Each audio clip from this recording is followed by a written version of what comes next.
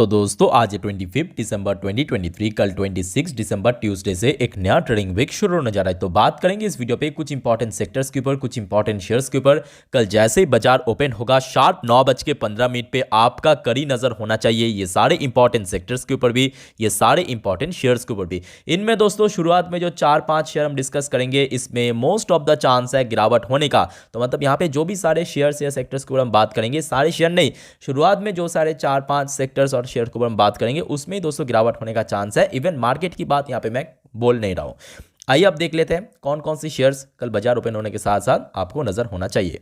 तो देखिए सबसे पहला जो इंपॉर्टेंट शेयर है great eastern shipping company limited. तो दोस्तों यहाँ पे जो दूसरा कंपनी है वह shipping corporation of India limited. तो दोस्तों ये सारी कंपनीज में एक चीज आपको कॉमन नजर आएगा, ये सारी कंपनीज जो है बेसिकली इंपोर्ट एक्सपोर्ट कंपनी है। और इसके पीछे का वजह दोस्तों बहुत ही सिंपल है, रेड सी क्राइसिस। तो रेड सी क्राइसिस बेसिकली कल से ही हमें देखने को मिला था। वहाँ पे जो भी सारे मतलब यहाँ पे कार्गो लोडेड शिप वगैरह हो गया, वेसल्स वगैरह हो गया, ठीक है, टैंकर वगैरह हो गया, यहाँ पे पास कर रहा है, उसके ऊपर दोस्तों आपके एक हौती संप्रदाय है यमन के अंदर, उनके द्वारा अटैक किया जा रहा है, ठीक है, जिसके कारण बेसिकली जो ट्रांसपोर्टेशन कॉस्ट यहाँ पे बढ़ सकता है। और जिस बेसिस पे जो भी लॉजिस्टिक सेक्टर की कंपनी, अगर हम बात करें एल कार्गो लॉजिस्टिक्स से लेके जितने भी छोटे छोटे कंपनी है, मिड साइज कंपनी है, बड़े कंपनी है, इसके ऊपर नजर रखिए। कल मोस्ट ऑफ द चांस ये है कि बेसिकली जो इंपोर्ट एक्सपोर्ट के ऊपर काम करते हैं कंपनी, या शिपिंग सेक्टर के ऊपर, या लॉजिस्टिक्स सेक्टर के ऊपर, इसमें दोस्तों गिरावट होने का चांस है। एट द सेम टाइम क्योंकि यहाँ पे ट्रांसपोर्टेशन कॉस्ट बढ़ेगा, तो कल सुबह सुबह देखिए मेरे बात को अच्छे से समझना, पहले ब्रेन क्रूड और क्रूड ऑयल प्राइस के ऊपर दोस्तों फॉलो करना। अगर क्रूड ऑयल और ब्रेन क्रूड के अंदर कोई बहुत बड़ा चेंजेस देखने को नहीं मिलता तो चलो ठीक ठाक है। अगर बढ़ गया प्राइस तो उस केस में दोस्तों कल एशियन पेंट जैसे बड़े बड़े पेंट सेक्टर की शेयर, तो मतलब यहाँ पे पर्टिकुलरली एशियन पेंट्स नहीं, इंटायर जो पेंट सेक्टर है वहाँ पे भी गिरावट हो सकता है।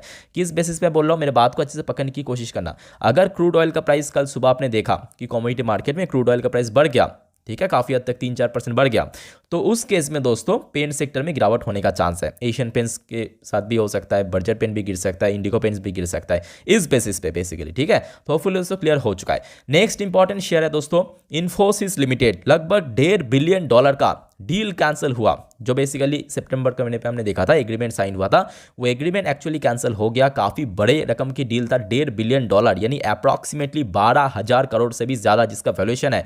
तो ज़्यादातर एनालिस्ट का मानना यह है कि कल शेयर थोड़ा सा नीचे से मतलब गैप डाउन ओपनिंग दे सकता है। तो जिस बेस में बोलूँगा कि देखिए आईटी सेक्टर में मैं बात नहीं कर रहा हूँ, स्पेसिफिकली यहाँ पे इन्फोसिस लिमिटेड की शेयर में गिरावट कल हो सकता है, ठीक है। तो ये जो शुरुआत की कुछ कंपनी में आपको बताया, जैसे कि लॉजिस्टिक सेक्टर के अंदर शिपिंग सेक्टर को बेसिकली जो कंपनी इंपोर्ट एक्सपोर्ट करता है, खास करके क्रूड ऑयल प्राइस बढ़ने के कारण हो सकता है कि कल पेंट सेक्टर में गिरावट दिखाई दे, और उसके साथ साथ Infosys limited because deal cancel होने के कारण। तो ये जो सारे सेक्टर्स एंड कंपनीज है इसमें दोस्तों कल गिरावट होने का चांस है। अभी जो कंपनीज हम बात करेंगे इसमें आपका फॉलो होना चाहिए, मतलब आपका नजर होना चाहिए।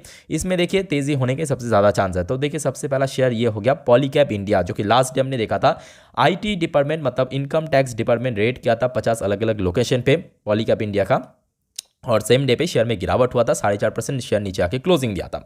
बट देखिए उसका कोई कंक्लूजन निकल के नहीं आया। तो मोस्ट ऑफ द चांस ये है कि कल बाजार का सेंटीमेंट अगर ठीक ठाक रहा, पॉलीकैब इंडिया की शेयर के अंदर एक अच्छा तेजी भी होने का चांस है, ऐसा मेरा अनुमान है। बाकी दोस्तों आपको क्या लगता है प्लीज कमेंट बॉक्स में कमेंट करके बताइए।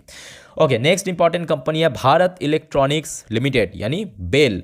बेल को दोस्तों काफ़ी बड़ा यहाँ पे एक ऑर्डर मिला, ऑलमोस्ट 2,000 करोड़ से ज़्यादा, और जिसके चलते आई थिंक कि कल शेयर के अंदर एक अच्छा उछाल आने का चांस है। ऑलरेडी लास्ट डे हमने देखा 2% ऊपर शेयर तेजी में क्लोजिंग दिया, एक महीने पे भी काफ़ी बढ़िया रिटर्न दिया, तो शेयर देखते देखते अपने पीक पे पहुंच चुका है। तो आई थिंक और भी शेयर में तेजी हो सकता है। नेक्स्ट इंपॉर्टेंट शेयर दोस्तों Tata steel limited. Tata steel ने एक्चुअली हमने देखा था शुक्रवार के दिन जब बाजार क्लोज हो गया था, उसके ठीक नेक्स्ट डे टाटा स्टील जितने भी अपने छोटे छोटे सब्सिडरीज है उनको दोस्तों एक साथ मर्ज करने का प्लान किया। और एक इंपॉर्टेंट डेट है, मैं आपको थोड़ा दिखा के रखना चाहता हूँ, वह है 25 जनवरी दोस्तों। कंपनी एक बहुत इंपॉर्टेंट बोर्ड ऑफ डायरेक्टर का मीटिंग भी ऑर्गेनाइज किया। उस मीटिंग के दौरान आपको मालूम पड़ जाएगा कंफर्मेशन कि कब ये मार्जर होगा, ठीक है। तो जिस वजह से मैं बोलूँगा टाटा स्टील की शेयर के ऊपर भी नजर रखिए, इसका भी कल शेयर में तेजी होने का ज़्यादा चांस है। नेक्स्ट इंपॉर्टेंट शेयर दोस्तों Tata power company limited. Actually बीच में हमने देखा था सैटरडे संडे के भीतर काफ़ी इंपॉर्टेंट अपडेट्स आया था, और शेयर लास्ट 5 दिन की बात करें काफ़ी कंसोलिडेट कर चुका, मतलब शेयर की बात करें ये देखिए शेयर में पहले ब्रेकआउट हुआ, शेयर अपना हाई टच किया, उसके बाद देखिए लास्ट ऑलमोस्ट 1 से 1.5 हफ्ता हो चुका है, शेयर में कोई बहुत बड़ा तेज़ी देखने को नहीं मिला, बल्कि थोड़ा सा कंसोलिडेशन फेज हमें देखने को मिला शेयर के अंदर। तो ज़्यादा चांस ये है कि ये सारी इंपॉर्टेंट कॉन्ट्रैक्ट एंड एग्रीमेंट के कारण शेयर में कल एक अच्छा तेज़ी होने का चांस है।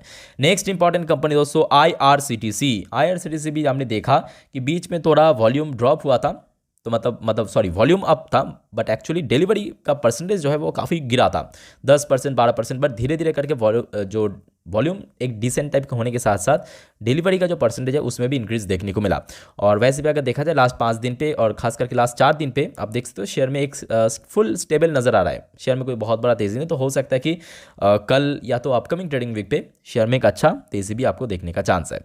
नेक्स्ट इंपॉर्टेंट कंपनी दोस्तों यहाँ पे पर्टिकुलरली दीपक नाइट्राइट, उसके साथ साथ जितने भी केमिकल सेक्टर की कंपनीज है उनको मैं बोलूँगा कल नज़र रखिए, क्योंकि केमिकल सेक्टर अभी धीरे धीरे रिकवर हो रहा है। चाहे हम बात करें यहाँ पे दीपक नाइट्राइट, चाहे हम बात करें आरती इंडस्ट्री से लेकर यहाँ पे पिडलाइट इंडस्ट्री हो गया, आपके फाइन ऑर्गेनिक हो गया, एल्काइल अमाइंस हो गया, आपके बालाजी अमाइंस हो गया, जितने भी केमिकल सेक्टर की कंपनी हमने देखा कि लास्ट ऑलमोस्ट 1 महीने से थोड़ा थोड़ा करके रिकवरी हो रहा है। स्पेशली लास्ट 5 दिन के अंदर देखिए दीपक नाइट्राइट की शेयर भी लास्ट डे काफ़ी हद तक रिकवर किया। तो ये सारे जो केमिकल सेक्टर की इंपॉर्टेंट कंपनीज है इसके ऊपर नजर रखिए।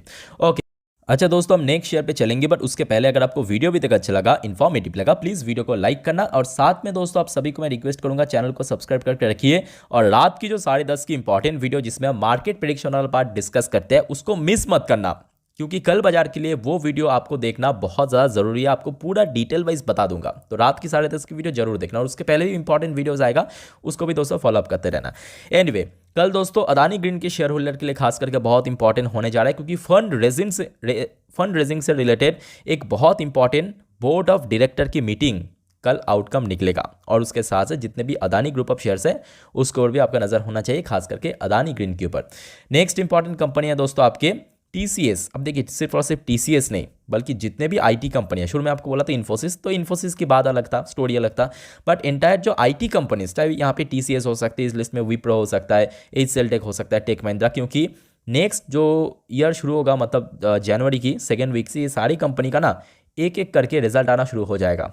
तो प्राइस के अंदर आपको पहले से एडजस्टमेंट होता हुआ नजर आएगा, और ऐसे में अगर हम बात करें US मार्केट भी काफ़ी स्टेबल नज़र आ रहा है, इकोनॉमिक ग्रोथ काफ़ी बढ़िया दिख रहा है, इन्फ्लेशन रेट काफ़ी घट रहा है। तो ऐसे में देखिए जो शेयर्स है IT सेक्टर की, इसमें तेज़ी होने का चांस है, सिवाय इन्फोसिस की बात अलग है, जिस वजह से उसको मैं इस लिस्ट में ऐड नहीं करूँगा, उसके ऊपर मैं पहले ही शुरुआत में बता दिया, बट बाकी जो IT कंपनीज है इसके ऊपर नज़र रखना, आगे तेज़ी होने का चांस है।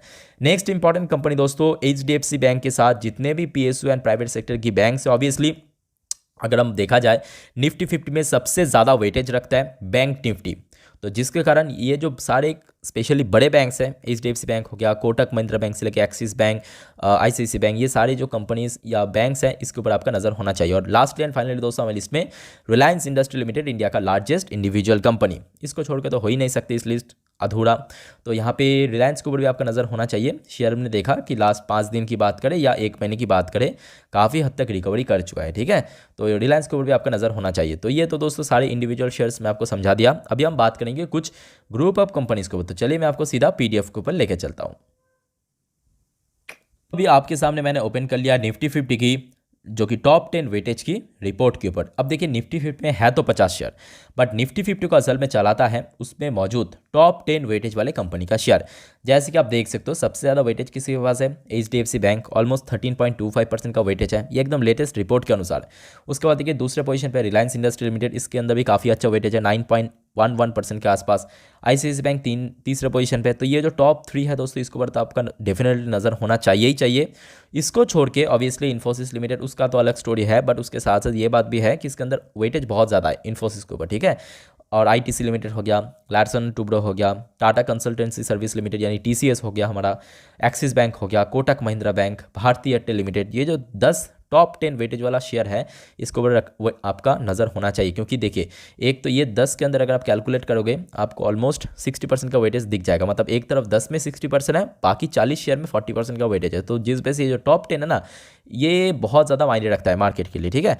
उसके साथ साथ अगर हम सेक्टरल वाइज बात करें तो इस पर्टिकुलर जैसे कि स्टॉक्स में हमने देखा तो यहाँ पे फाइनेंशियल सर्विस सेक्टर जिसमें आपका बैंक निफ्टी और NBFC इंक्लूड है, ये दोनों मिला के ऑलमोस्ट 35.26% का वेटेज कैरी करते हैं निफ्टी का। और उसके बाद आईटी सेक्टर, तो जिस वजह से ये जो दो इंपॉर्टेंट सेक्टर है दोस्तों, इसके ऊपर भी आपका इक्वली नज़र होना चाहिए। ठीक है, तो सेक्टरल वाइज में आपको समझा दिया, इंडिविजुअली बता दिया। बाकी अगर आपका कोई क्वेरीज है, कोई सवाल पूछना है, कोई शेयर्स के बारे में पूछना है, प्लीज़ मुझे कमेंट बॉक्स में कमेंट के थ्रू जरूर बताइए। और आप सभी को दोस्तों क्रिसमस की बहुत बहुत हार्दिक शुभकामनाएं, मेरी क्रिसमस। और फिलहाल इस वीडियो को वाइंड अप करता हूँ, मिलता है नेक्स्ट वीडियो पे, तब तक के लिए टेक केयर, बाय बाय, जय हिंद।